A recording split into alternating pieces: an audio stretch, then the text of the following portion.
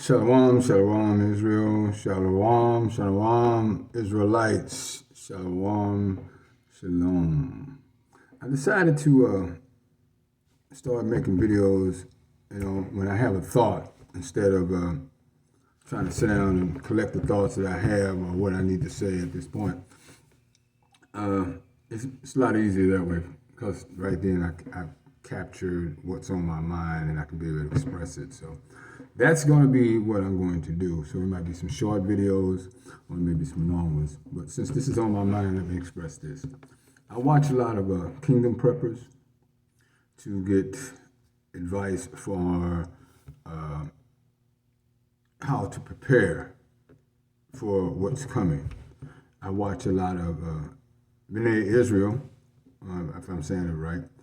I watch a lot of their videos of our past and what connects us and connects the dots together.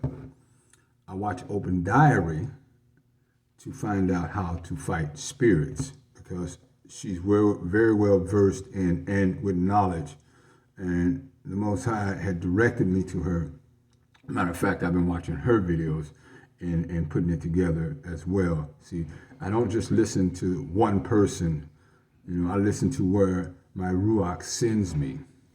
And then I have my people in the Carolinas who pray for me. And I feel their Ruach. And that's what guided me to them because they're heavy in prayer.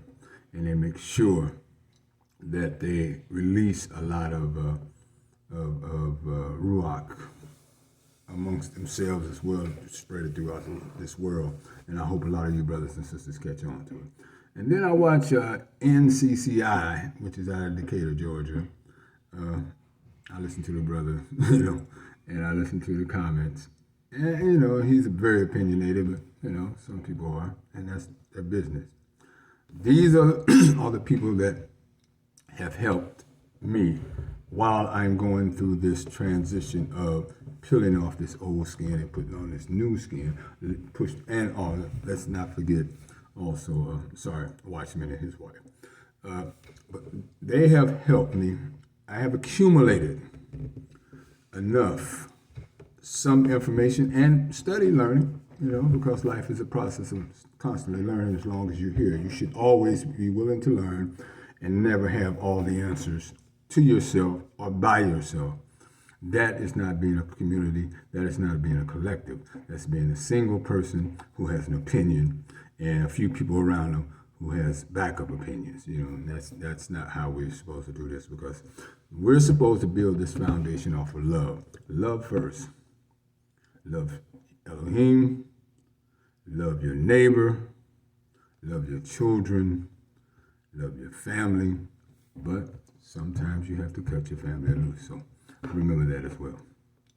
If they're not moving in the same direction you're moving in, and understanding that who we are and what our obligations are to the ones that's coming up behind us, then you need to cut those people loose. I mean, you can love them from a distance, but you can't be involved with their lives, because being involved in their lives means it'll take away what your life and your purpose truly is. And we all have a purpose, and we all have a life. So that's what's so beautiful. The Father gave us a choice. You can either go your own way, figure out life, set your life up to where you go to college, whatever, or you can take this calling that He had put on your life, and you can do and follow His word and His understanding, and you probably wind up with a better life than you would if you ran around trying to chase this money and all these other things that our people we tend to want to do or tend to try to do, because we're not free. Let's not mistake that at one point or another. You're not free. You'll never be free in this country or anybody else's country where you have, especially this one, where you have restrictions on how much money you can make, what school you can attend, and all the particulars that go along with trying to be somebody in this country and be a part of this society.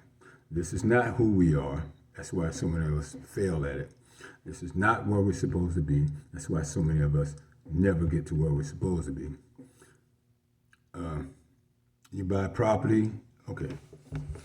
You're successful. Let's just say you're successful in your eyes, in your mind, because you're going along with what the society says and you're doing what they tell you to do.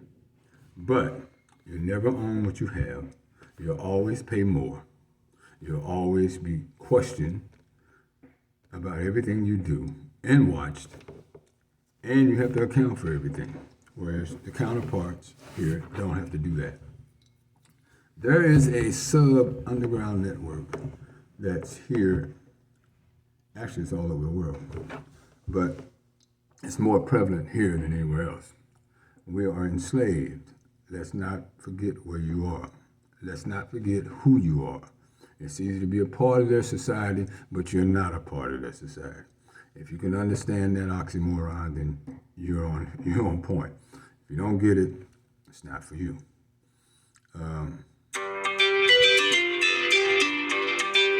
That's my 6 o'clock prayer alarm. I pray 3 times a day. Well, actually, around the clock. I pray it from 3, 6, and 9 to 12 to 3, 6, and 9 again. Yes, I'm up. And I make these prayers because I am an intercessor for the house of David and for the people of Israel. Let's not mistake that, what my job is and who I am. You know, I finally woke up and stopped trying to be Jacob. So, back to my point. If you're here in America and you're descendants of slaves, then more than likely you're an Israelite. If you're not a descendant of slaves and you're in America and you look like me, more than likely you still may be an Israelite. The seed started in one place at one time and it spread it all over the world. Not by our doing, but because of what our ancestors failed to do.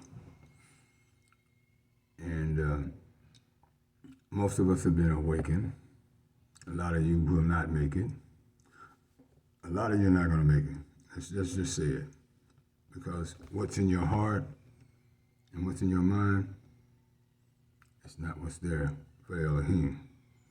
Your intentions may be good, but you have to actually sacrifice a lot of things. You got to put in a lot of work, of hurt. And I don't mean that to discourage you, but if you think you know it all and you have it all and you're going, you may not be the one. I don't know if I'm going. I'm still working hard at trying to change, get Don out the way so Israel can come in. You see? And that's a job, that's a task within itself. Plus, I got to deal with the people I work with. Plus, I got to deal with my neighbors and people in my house, doing all kind of things to try to stop me from doing, distractions, the hurt and the pain. So these are all the things I'm dealing with. But I'm still here for my people around the world. And I'm going to do everything that Yah tells me to do, and what my heart and what my Ruach tells me. So here we go. Once again, I know I got to walk away from this job. I got to walk away from everything. That's true dedication and devotion. And it's not just a talk. So that's why I don't like to talk much, because if it's not action, then it's no good. It's just a bunch of words. And words are just little puffs of air. So, shalom, shalom, shalom, shalom.